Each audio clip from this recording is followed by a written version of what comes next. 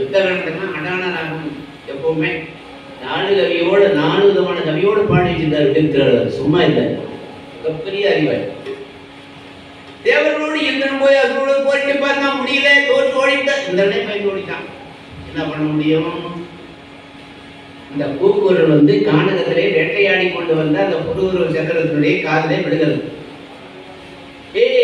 சாரதி, இந்த குதிரைகளை அவிழ்த்து விட்டு தேவலோகத்து குதிரைகளை நம்ம தேர்லை போட்டு உத்தரவு போட்டான்.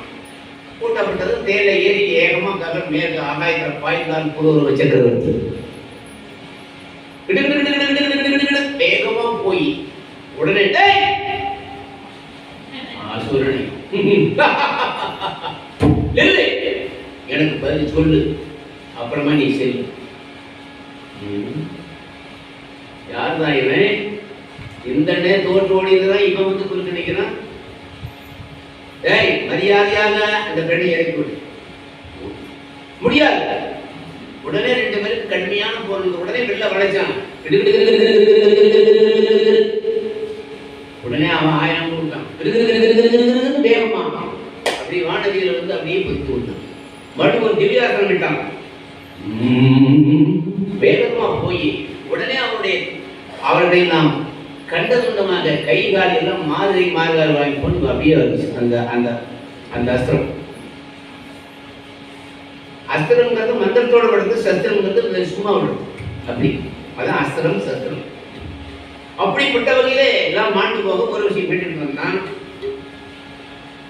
அதுக்கப்புறம் மலையும் தான் திறமும் தான் நறுமீன காமி சிலையும் தான் அழகாயின் மேலுமே சேரி சிலை நன்னை வளைக்கும் நரமாதி முடிய எதிர்காரி விழுந்தாலே உதிரங்கள் நிறைய அந்த நிலை மாறி விழுந்தாரே உதிரங்கள் நிறைய. அப்படி அவர்கள் இருந்த உடனே கொண்டு வந்தான். இப்படிப்பட்ட குருவர்களும் பெண்ணேனி யார் என்று கேட்கும் போது நான் ஊர்வசி, தேவலோகத்து நடனம் வந்தேன். இங்கே வரக்கூடிய அத்தனை பேரையும் சந்தோஷப்படுத்தக்கூடியது என்னுடைய வேலை. நான் நாடக சாலை பெண் ஆடரங்கள் அப்படின்னு. ஓஹோ, நீதான் நான் ஊர்வசி, நான் இதுவரை கேள்விப்பட்டவரும் நான் பார்க்கவே இல்லையே. சரி போட்டும், அவன் அழகிலே இவன் மயங்கினான். இவன் இந்திரனுடைய சபையில் இருக்கக்கூடியவள். அவ அனுமதி இல்லாமல் இவனை நாம் கேட்கக்கூடாது, தொடக்கூடாது. உடனே ரதத்தில் ஏற்றி கொண்டு இந்திரனிட போனான். யாரு? புதுவுருவ சக்கரவர்த்தி. புதுவுருவம் பார்த்தான்.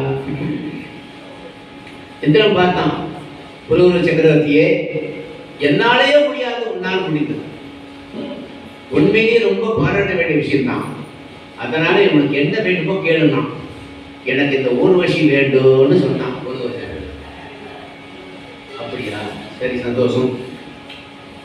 என் ஊர்வசியே, நீ இவனோடு சென்று அவனை மகிழ்வித்து ஒரு ஆண் குழந்தையை அவனுக்கு வாரிசாக பெற்றுக் கொடுத்து விட்டு அப்புறமா நம்மிடத்தில் வந்து சேர் என்று உத்தரவு கொடுத்தான். அதே மாதிரி அந்த ஊர்வசியானவள் அங்கிருந்து புரோகனோடு புறப்பட்டு வந்தார். உடனே மாயன் ஊருவில் வந்தருள் அந்தமான் பயந்தின் ஆயுதில் ஒரு செம்மகளை அம்மகன் அடித்தான்.